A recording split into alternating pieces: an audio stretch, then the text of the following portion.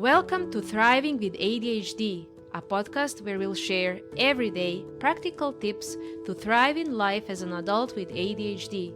This podcast is brought to you by Animo Sano Psychiatry, a behavioral health practice with a specialist ADHD clinic based in North Carolina. And this is your host, Nada Pupovac. Welcome to Thriving with ADHD, dear ADHD community. Today we discuss real-life ADHD organization strategies, and we are bringing in a guest speaker outside of Animo Sano Psychiatry. We are thrilled to welcome Ellie Gardner, a founder of Marigold Organizing. Marigold Organizing is a home organizing business based in Durham, North Carolina, and Ellie has a degree in sustainable development from Appalachian State University and a background in nonprofit management. In 2022, Ellie decided to transition into home organizing industry where she could work more directly with people and help them feel more at ease in their environments. At Marigold Organizing, Ellie focuses on no-guilt organizing services because she knows how hard it can be to ask for help when you're overwhelmed. Since starting her business, Ellie has worked closely with the ADHD community and has developed a custom approach for neurodivergent households. Marigold Organizing is founded on the principle that anyone can attain a happy and healthy home. Ellie, welcome to Thriving with ADHD. I'm delighted to have you on the podcast. And it's a pleasure because after a long time, we have someone who is outside of Animo Sano Psychiatry, bringing in a new, fresh perspective. And you're here today to discuss real-life ADHD organization strategies from someone who is organizing spaces for folks with ADHD. And I think you also mentioned that you live with someone who has ADHD. So I suppose both professional and personal experience. So I think it's quite important, and I can't wait to hear about your take on this topic. Yeah, thank you so much for having me. Yeah, you're very welcome. And without further ado, I'll start with the first question. So let's talk about your personal experience. So can you share a bit about your personal journey and how you began working with individuals with ADHD, especially in designing spaces that accommodate their needs that are a bit different? Yeah. So when I first entered the professional organizing industry, I was trying to get a better sense of how to design spaces that are more custom to people's needs, whether that's a busy family or an elderly person that needs more accessibility in their home. And one of the major client bases that I was encountering was people with ADHD, and they were telling me how they had tried organizing before, they had maybe even hired other organizers before, and it just hadn't worked. Around the same exact time as I was learning about this and getting into this industry, my husband discovered that he also has ADHD, which makes sense for how he's kind of operated in the past, but we kind of were on that more personal journey together. And so as I was kind of learning more about it, and also I was learning different things about how like ADHD brains work, one of the first steps that I took was kind of adjusting organizing systems in our own house. So one of the things I learned when working with clients and reading online was kind of that people with ADHD need to like expend more energy on smaller tasks that other people may not. And so one thing that I realized when I learned this is a lot of the systems I'd set up in our home were not manageable for him because they were highly detailed. They were very meticulous because that's how my brain works. So kind of I started doing like almost little experiments, starting with my husband. And Oops. one of the things I kind of focused on first was like laundry on the floor. So that was one thing I was like, I just want you to put the laundry in the hamper. I don't know why you can't do this. But then I realized oh, there's actually a lot of different barriers between, you know, like taking off your clothes and putting them in the hamper. And I realized his hamper had a lid in it. It was in the closet that was behind a door, and that closet was across the room from where he typically gets undressed and has his pile of clothes next to the bed. So that was one of the first things I did. I was like, okay, let's pull the hamper out. Let's take the lid off. Let's put it right next to the bed so it's open. And he started using it. And so that like was able to, not 100%, but generally put a very big dent in that problem. And that was kind of one of the things that I realized is that it really needs to be centered around people's existing habits and that organizing systems need to work for the people and not have them try to conform to a detailed organizing system or someone else's organizing system. Oh, that's fantastic. And thanks for sharing this piece of your personal life with us. And I'm delighted for you and that you were able to figure out some of the things and I guess make even your life uh, easier as well and less stressful. So I'm glad it worked out on both sides. So my next question for you is, what would you say are some key factors or habits that you consider when creating an organizational system tailored to someone with ADHD? You touched a bit on this, but maybe you can expand. Yeah, so kind of going off of that first example is Yeah. reducing the barriers between Mm, where you're starting from versus like where you need to put things away or where you need to get things. So, removing any barriers like lids, doors, mm, distance, anything like that, mm, is a good start for designing systems that are going to be more maintainable.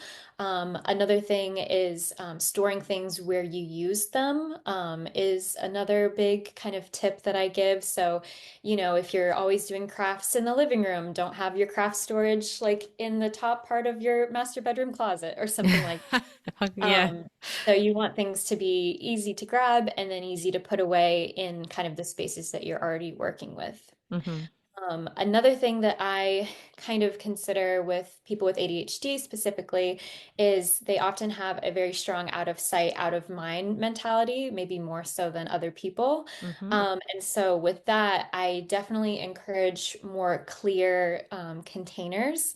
So instead of like things with lids or things that are opaque, I definitely do clear. I do encourage labeling. Things like that can help you kind of be more visually reminded where things go. You can easily put them away, and kind of having clear things makes you more accountable to avoid like doom boxes where you're just throwing things in and then they disappear forever because you're kind of accountable for like, oh, you can see what it is and it's a label. So that kind of helps keep things at the forefront of your mind.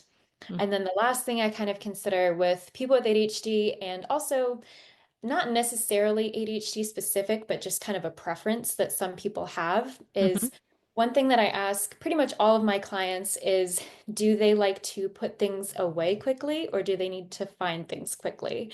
So Ah, that's something okay. that can kind of enlighten a lot about how I'm going to design like an organizing system. So, and it might sound a little weird, so I'll kind of explain because ideally you'd want to do both, right?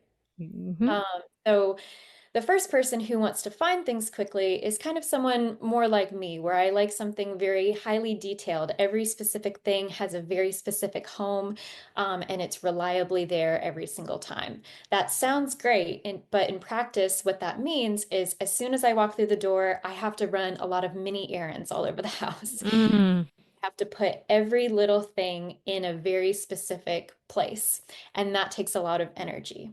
So, mhm, what some people opt for and their preference is to put things away quickly. So, what that means is after a long day, they walk through the door, they just want to drop things. They want it literally to just like fall right out of their hand and they want to be done with whatever it is. mhm, So with people who have that preference, one thing I incorporate a lot of is drop zones. So that could be like a big basket by the front door for shoes. It could be a bowl by the kitchen counter for keys. Whatever that is kind of helps you put things away quickly, but still have them organized so that you don't have like a mess on your whole counter. You don't have shoes all over the floor. They're kind of like, it's like an organized chaos a little bit. So it's easy to put things away and still fairly organized. Excellent and makes sense. So, can you provide maybe even more examples of tools and strategies that you have found particularly helpful for organizing spaces for people with ADHD? Yeah. Yeah, so a few different things. The first one kind of goes along with the concept and philosophy of drop zones is building in the need for like a work in progress space.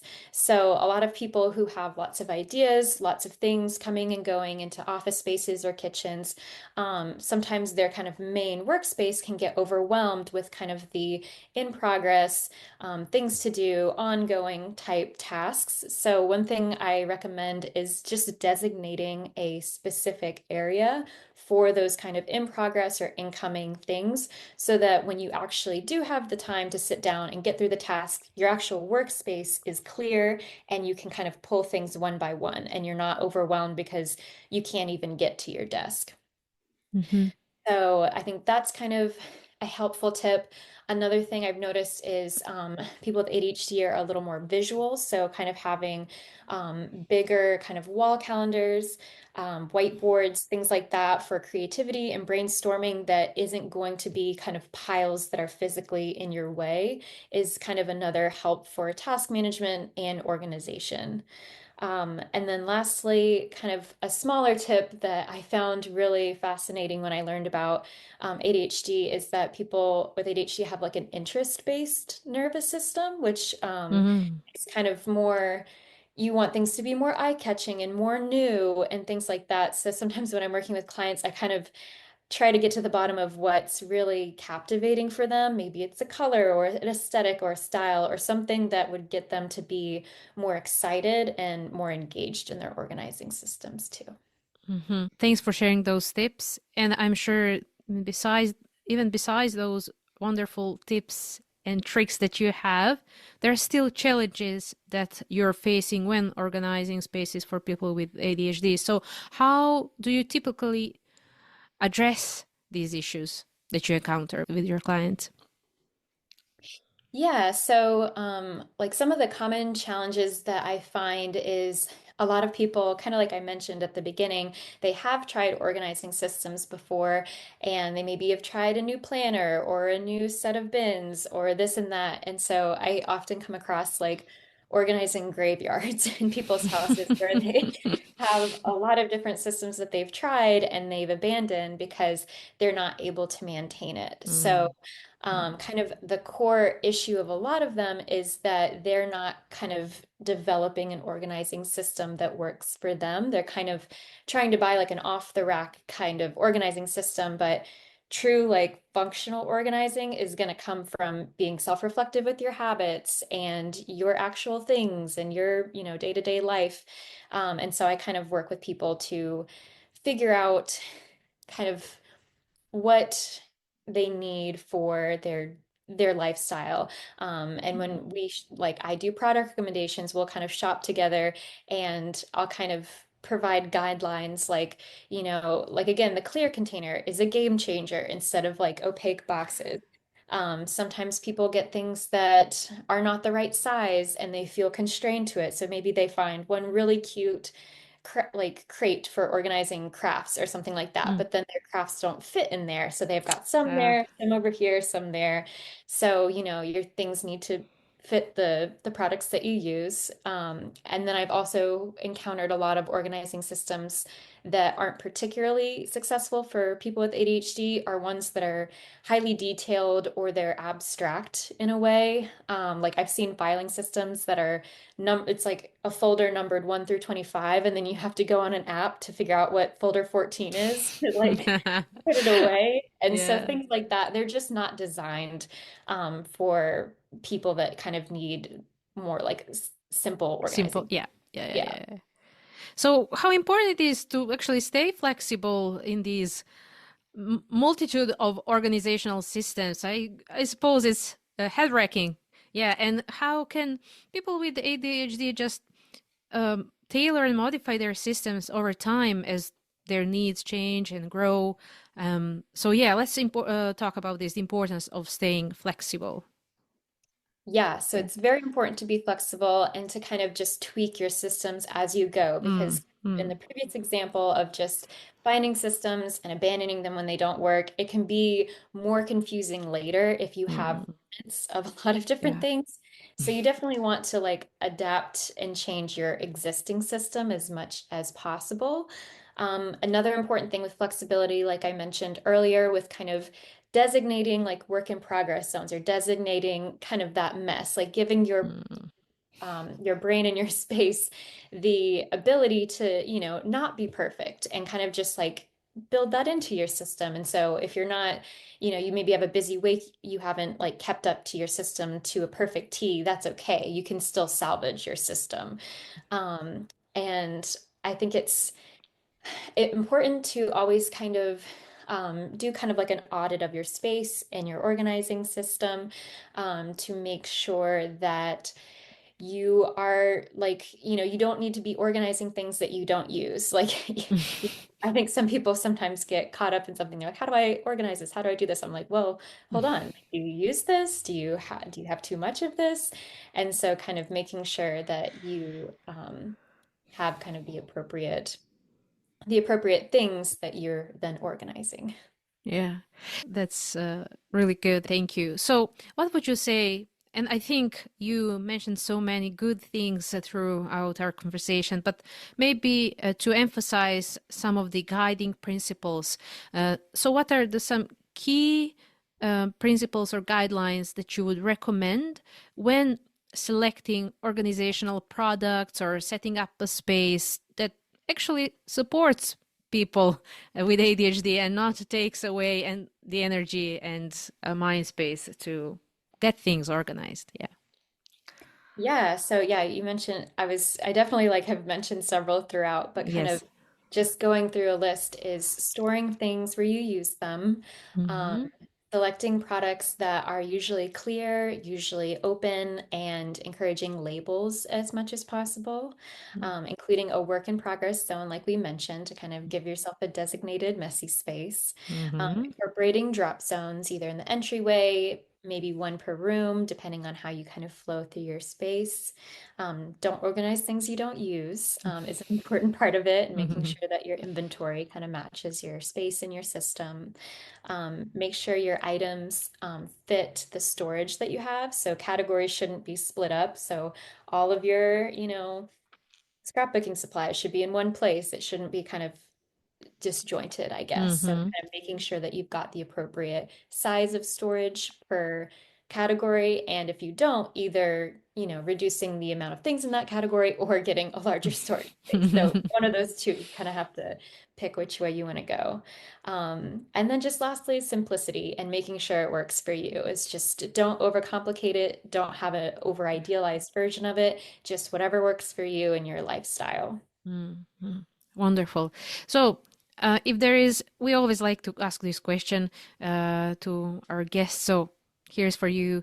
If there is one thing that you would like our listeners to take away, remember from everything you talked about, what that would be. So I would just say to remember that your organizing system should work for you. You should not work for an organizing system. It's your house, it's your life. Things should be made easier for you with organization. If you find organization being like a chore or a hassle or like something that's in your way, I would say to reevaluate. So I think just remembering that it should work for you. Wonderful. Thank you. I think it applies to everyone, not just with Yeah, to folks with ADHD. So thank you. Okay, Ellie. So how can our listeners learn more about your work, where they can connect with you, website, social media, where is your office? So go ahead. Yeah. Yeah. So the best way to learn all about me and to get in contact with me is through my website. It's marigold-organizing.com. You can see all the pictures of my things, learn about me, fill out an intake questionnaire. You can also see more up-to-date pictures and things on my Facebook and my Instagram. That's Marigold Organizing LLC. And I'm based in Durham, North Carolina. So I serve the entire Triangle area, but I'm always happy to hop on a consultation call if you have any questions. If you don't know where to get started, feel free. Wonderful. Thank you so much, Ellie. I loved having you. I learned a lot from you, and I'm sure everyone who listens to this podcast will take away so much. So, thanks for being our guest, and hopefully, we'll get to host you again soon. Great. Thank you so much. Thank you for listening to Thriving with ADHD. This show is produced by Animo Sano Psychiatry. Please follow, rate, or share our podcast on Spotify, Apple Podcasts, or any other streaming app of your choice. Music is by Daddy's Music from Pixabay. For more information about Animo Sano Psychiatry, please visit animosanopsychiatry.com.